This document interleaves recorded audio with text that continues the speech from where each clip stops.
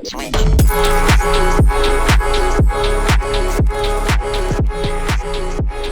is going on, and welcome back to the Director of Football Journeyman with me, FoggyPlays, on FM21. This is episode 10 of the part of the journey with PSV, and potentially the last one. We're doing our season review, and we're going to have a look if we get there, which is a big if. If you haven't seen what happened in the previous 3 episodes at this stage, we probably won't be here for too much longer. But if we get to the point where the start of the season arrives and we're still in charge, we'll have a look at the transfers that the Director of Football does for us. But we're going to do the season review now. And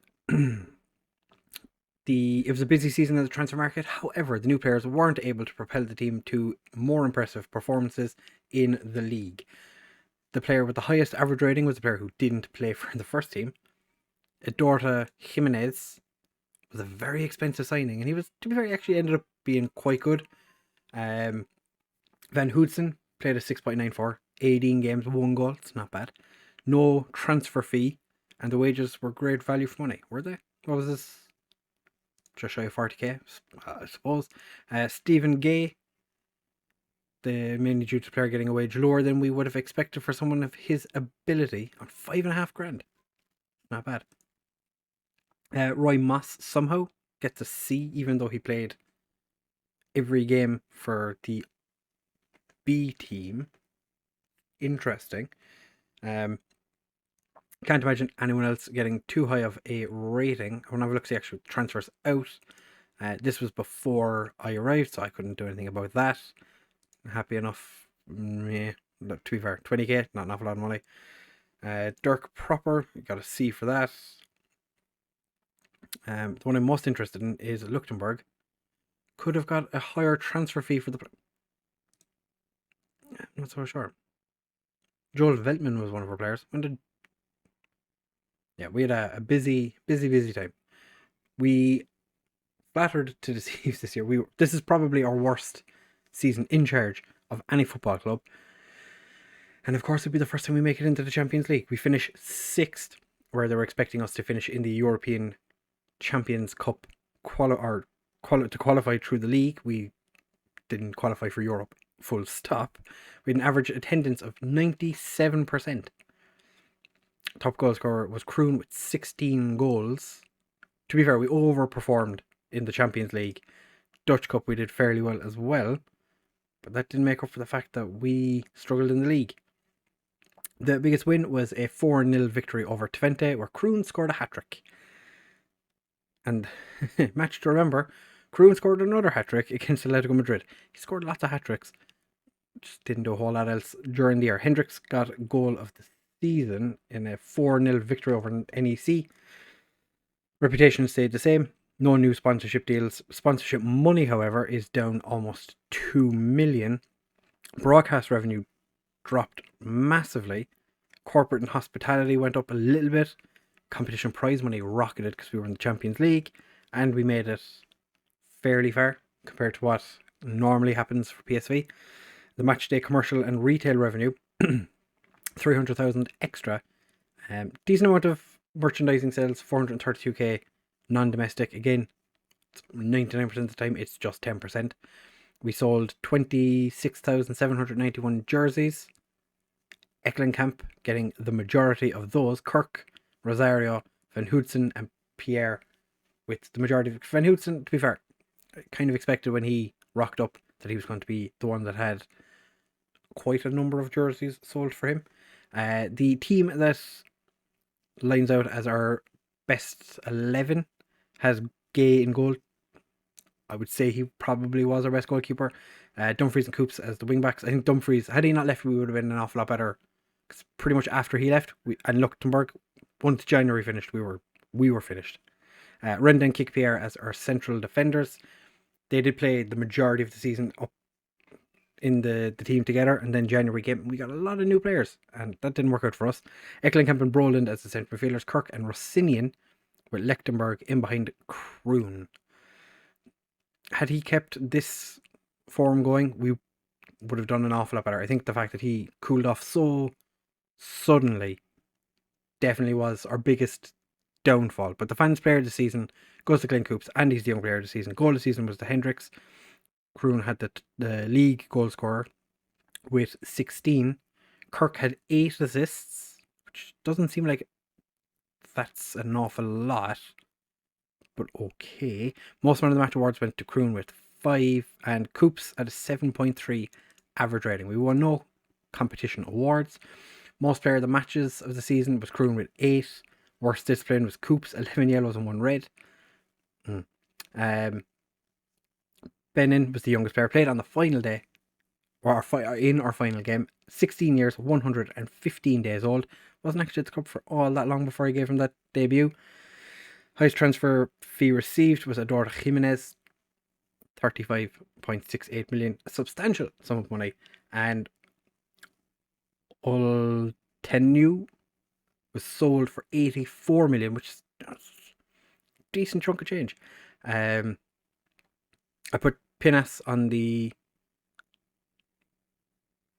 transfer list, I think. But he's looking like he's leaving. We've already had a team meeting with the players, just to say that I expect more of them next season. The original youngest player was Stanley Bish, who appeared at 16 years, 137 days.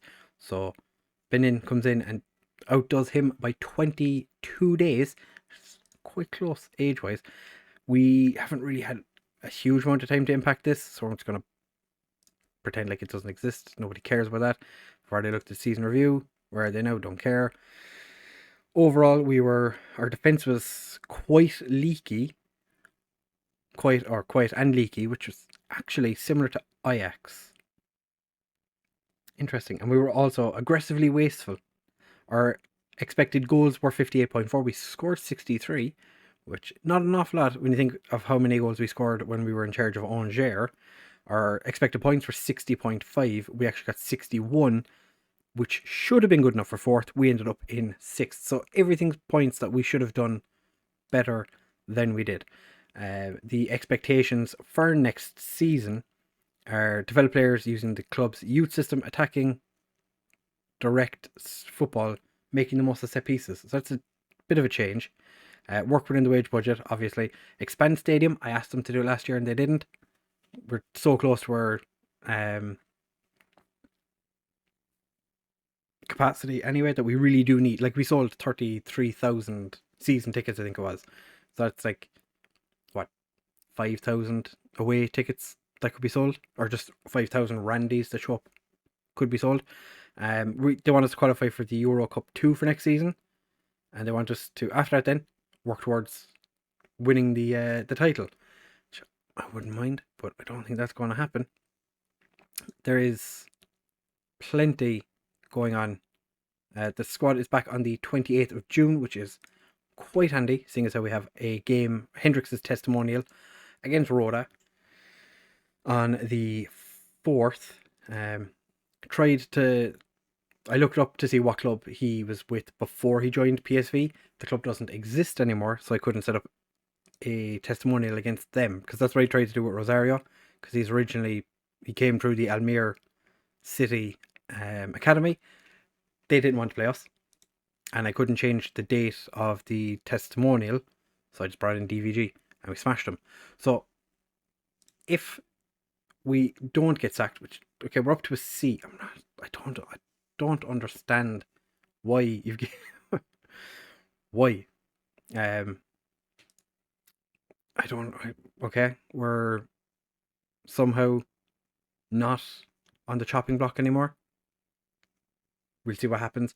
I'm not actively looking for a job, but I fear we may need to find a club relatively quickly. I don't think, has our reputation changed? No. So we still have the same reputation we had, but we're still tied into quite an expensive contract to buy out, I would imagine. So we'll find out in a second. I'll bring you back for transfers, like a roundup of transfers, or you'll be back to see what happens at some point during the season if we've moved clubs and where we end up moving to. So we will be back for that in just a second. Don't go anywhere. It's going to be interesting, probably. I hope. I'm weary. I'm weary of what's going to happen. I don't want to get sacked. I really don't. I haven't been sacked yet. I don't want to get sacked. Please don't get me. Please. Right, fellas, it is the 30th of June now, and that can mean but one thing. After many months of being on the verge of being sacked by PSV, we are moving club. I'm going to miss Eindhoven. I really do enjoy managing in Holland. I don't do it very often. I'm glad this year we got at least one season out of having Holland loaded, or the Netherlands, sorry. But we were sitting on, I think it was an E at the end of the season. Not much changed until we were offered job interviews. So we were offered, you might have seen in the last part of this episode, Chelsea sacked their manager. We were offered an interview with Chelsea, which we didn't get. We were offered a contract with, offered an interview with Hoffenheim, which we didn't get. Hoffenheim finished, I think it was the 6th or 7th. They finished in Europe anyway, in Germany. We didn't get offered that job, but we did get an interview with them. We were not favourites for Man City, but our name was mentioned at the Man City job. And then Borussia Dortmund also came knocking, and I was being linked by the fans. Like, lots of the fans wanted me to join. I was one of the favourites according to the fans. Didn't get it, which kind of disappointed by. But you know, it's been one of those summers. We're not that far into it, but we're going to have a quick look at the PSV signings that have been made thus far, because some of them quite interesting. So you already knew about Sabah. There's an offer in currently for Jordan Teze, who's a centre back / right back from Ajax. An expensive little signing, but come on back. We had an offer for Bergwijn. I think it was Steve Bergwijn. That didn't happen. We're bringing in Kegaran, as you already know. Ian Henderson is coming in from Man City. He's a winger / centre midfielder. We never know if he's going to be good because we're not going to be here. Tabalt Vasseur is joining as well. Just cheeky little winger who never played much football. Yep. Kyer. I would really like to have seen this guy, or to manage this guy, because he looks pretty good. Every game we played against him this season, he looked like an absolute monster. And we're bringing in Matteo Raccagani, who we remember quite well from our time at Angers, the guy who used to score constantly against us in this season, where he got 22 and 21 goals. Made our life absolute hell. But he is joining us after, I think he was transfer listed because his contract, he refused to sign a new contract. So he was up for transfer. Our director of football went in. I think he was on my shortlist from when I was in France. And I think that might have been why, or just purely for the fact that he was playing for Lorient. But Kickpair had an offer that's not gone through. I've done it again. Okay, I'm gonna cover that part like I did last time, because that's what I do. I forgot there was less players leaving than there was coming in. We have had a couple of transfers go through already. None on the ins, but we have had a couple of players on the outs. So already we've had De Haas, who's an under 19. He's constantly called up to the under 19s, I think it is. He's gone to NEC. He was not a very good goalkeeper, to be fair. Pinas, nobody cares about him. Sven Simons is gone. Pablo Rosaro went to Crystal Palace for 23.5 million. Brandes has gone to Ado Den Haag, don't really care about him. Jens Mueller has gone to Emmen for 350k. But the one that I think is going to be the biggest regret for PSV is Thomas Fredriksson. This guy I was considering as an option for the first team for this year. when kind of like January time, I looked at him kind of went, this guy's going to be really, really good. He was smashing it in the under 18s, but he's joined AZ now, so we don't have to. There's nothing we can do about it anymore. He's gone. We're also gone. But quick little update on Angers. They've had some very interesting transfers. The Calantari offer has been rejected. Never mind. It was a 41 million offer from Tottenham that got accepted. I'm guessing he rejected their contract. But that's interesting that he's not leaving. 20. So they signed Moussa Cisse. And they haven't. They've stayed. Yeah, Stacey Morgan's gone to Arsenal. So it's been a little bit of movement on the Angers front, but we are going to hit the continue button, and we're going to find out who we are joining, because I've hopefully remembered to cover it in the edit. We're joining Bayer Leverkusen. We're taking a slight pay cut of £500 a week, but it's not huge. But this in a move which is sure to spark plenty of heated debate. FoggyPlays has left PSV to join Bayer Leverkusen. Questions will be raised as to why Foggy made the decision to change jobs, but he will face pressure to bring immediate success to Bay Arena, given his former employers and previous standing.